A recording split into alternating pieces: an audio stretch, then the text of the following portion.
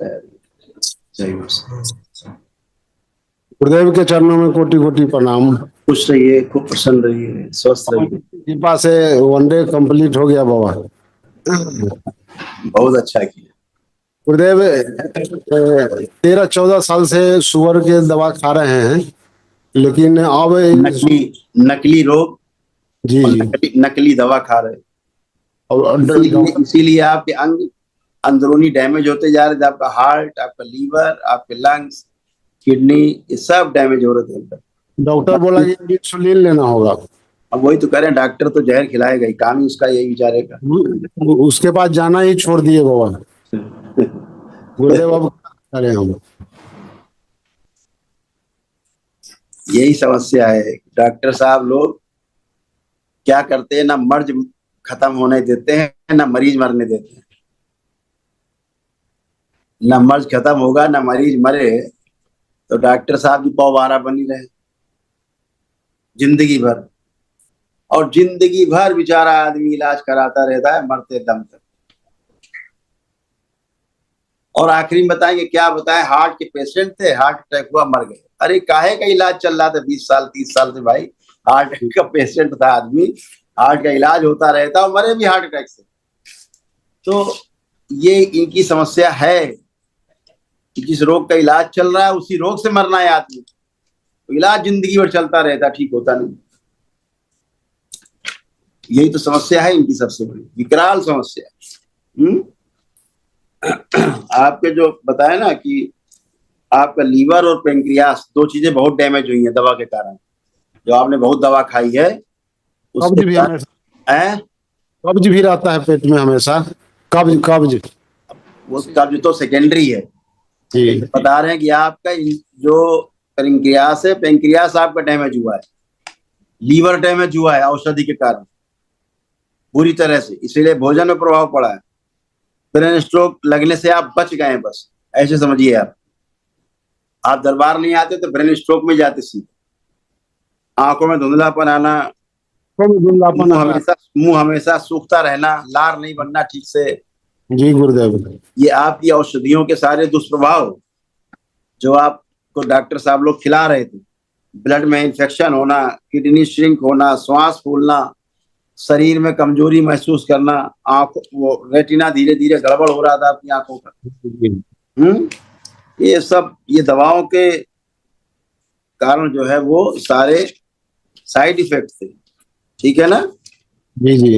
और श्वास फूलती थी, धीरे धीरे हार्निया बन रही थी पेट में, आंत फूल रही थी। है वो आंतों के फूले रहने के कारण आपको कब्ज की समस्या ऐसी मालूम होती थी। पीलिया, गॉलब्लैडर निष्क्रिय होना, लीवर में सड़न, गुदाद्वार में इंफेक्शन, और दवाइयों के कारण हमेशा सुस्ती बनी रहना।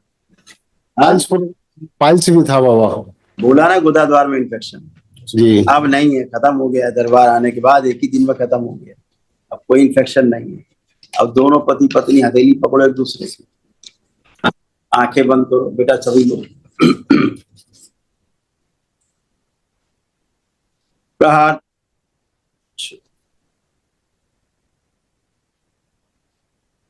3 बार बोली ओम नमः शिवाय।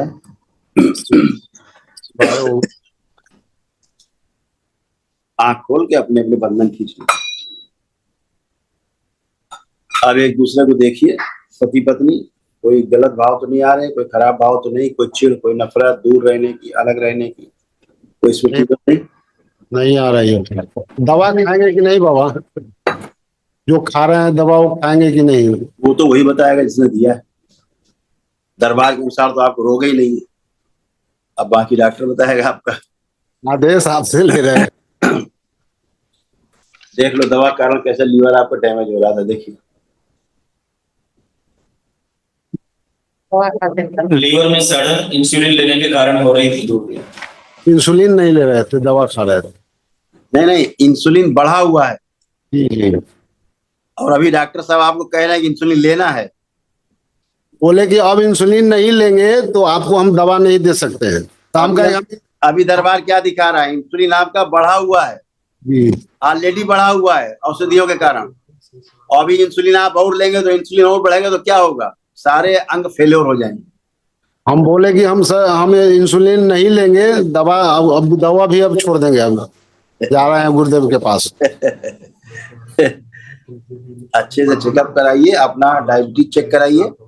ये लोग शुगर चेक कराते हैं, ग्लूकोज चेक कराते हैं, आप चेक कराइए अपना, इंसुलिन चेक कराइए, फास्टिंग पीपी, ठीक है, और जी। सी पेप्टाइड टेस्ट अपना कराइए, ठीक। उससे क्लियर होगा कि आपको डायबिटीज है कि नहीं है। ये शुगर रेजिस्टेंस चेक कराते हैं, आपका ग्लूकोज चेक कराते हैं, जी जी। समझ गया। अच्छा, मान लिया आपका ग्लूकोज 250 है आपकी शुगर, अब इनकी औषधि से, इंसुलिन से आपकी 100 हो गई, तो 150 कहाँ गई?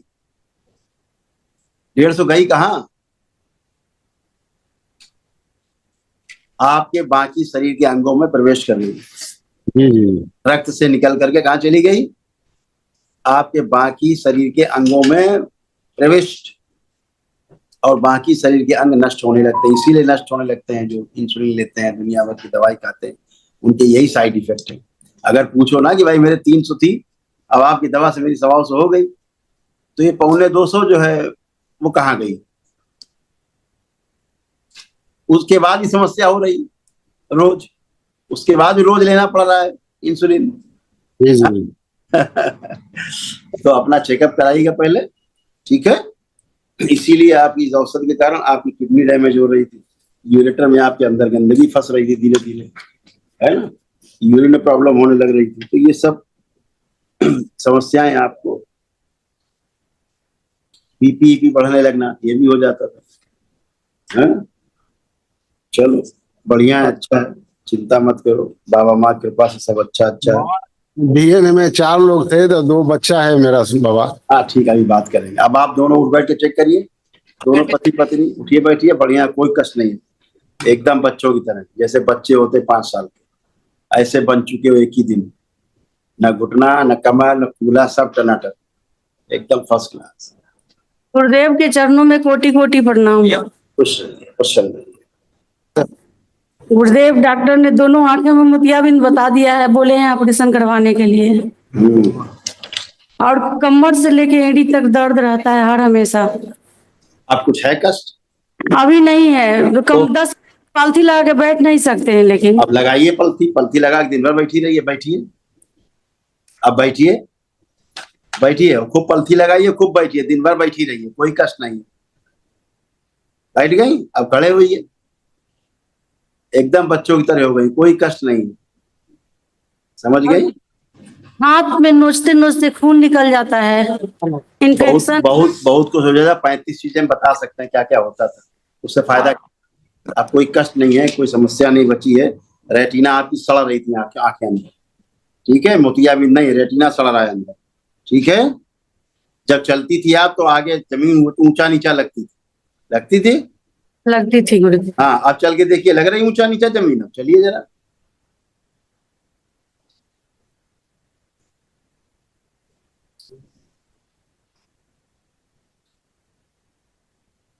ये आपकी आंखों में जो समस्या थी उसके कारण ऐसा लगता था, अब लग रहा है कुछ? नहीं नहीं, ठीक लग रहा तो है। फिर ये डॉक्टर साहब ने ठीक किया कि अपनी प्रार्थना से आप ठीक हो गए स्वयं, ये तो आपकी अपनी प्रार्थना से अच्छे हो गए। आपकी कृपा से ठीक हुए गुरुदेव। तो आंखों में जो प्रॉब्लम हो रही थी, रेटिना सड़ रहा था, तो और दृष्टि भ्रम होता चलने में, इसीलिए ऊंचा नीचा मालूम पड़ता था। अंधेरा रूम में ना हमको डर लगता गुरुदेव रहने का। अब आप अंधेरे में ही रहना, ठीक है, दिन भर अंधेरे में बने रहना, ठीक है। ठीक है।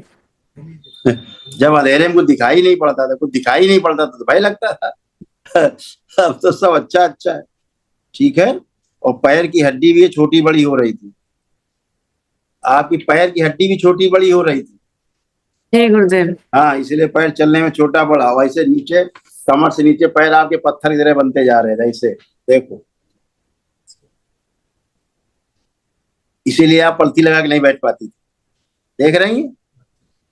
जी गुरुदेव। हाँ, ये सब रक्त संचार वगैरह सब, नर्वस सिस्टम सब गड़बड़ा रहा था। और आंखों की ये स्थिति आपकी थी, पस बन रहा था अंदर, रेटिना जो है अंदर सड़ रहा था, ऐसे। ये सब सूक्ष्म में था, तो स्थूल में तो बनेगा ही धीरे धीरे, वो कष्ट आएंगे आएंगे। गुरुदेव आप आने की पूरे जरूरत पूरे शरीरों में अंदर गांठों की स्मृतियां थी, गांठें बन रही थी, इसलिए पूरे शरीर में दर्द होना, गांठों में जोड़ जोड़ में दर्द होना पूरे शरीर में होता था। अब आप अच्छे हैं, ना कोई कष्ट है ना समस्या। आइए बच्चे लोग हैं।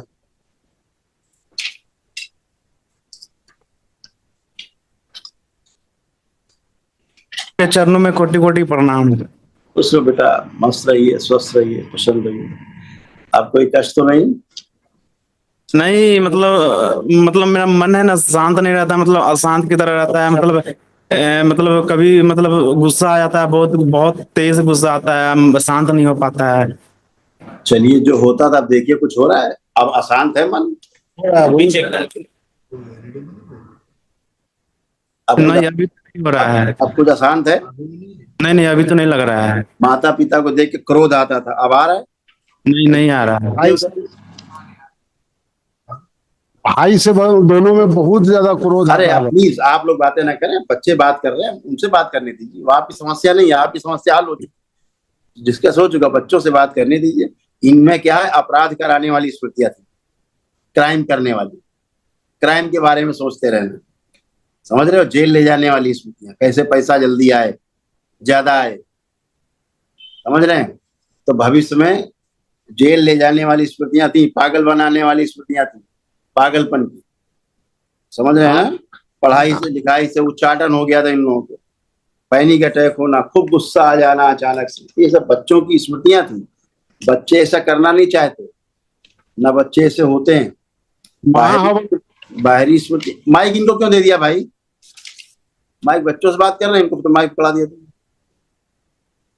अभी बच्चों में क्या है, स्मृतियां ऐसी थी कि अपने बारे में ठीक से निर्णय नहीं ले पाते थे, एक जगह मन स्थिर नहीं रहता था कि ये करना है कि वो करना है, ऐसा लगता था घर से भाग जाए।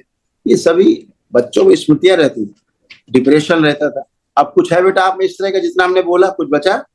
नहीं नहीं अभी नहीं लग रहा है। हाँ, तो ये सब शुद्ध और पवित्र होकर खड़े हैं, एकदम अच्छे हैं, एकदम फर्स्ट क्लास।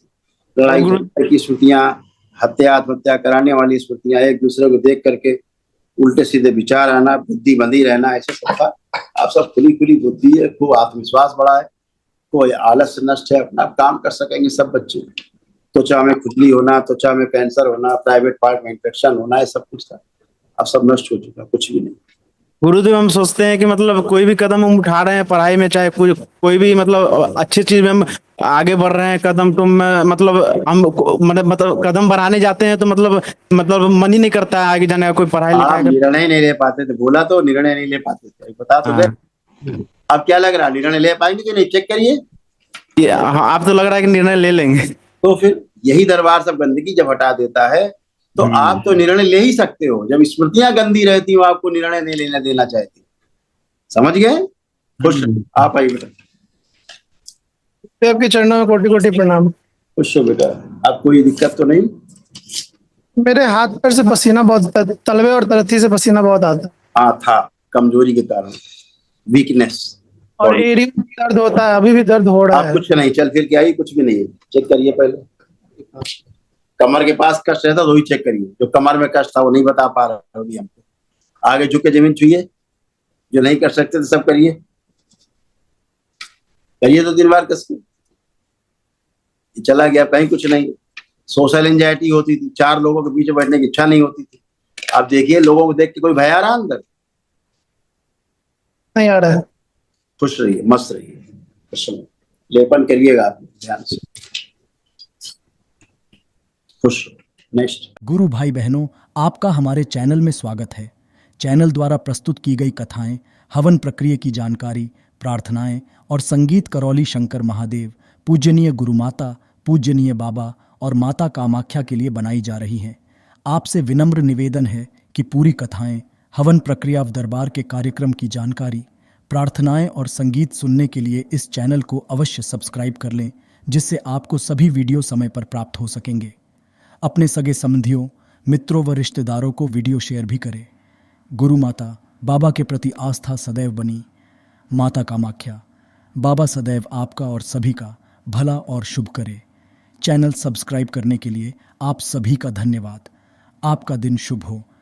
करौली शंकर महादेव की जय। हर हर महादेव।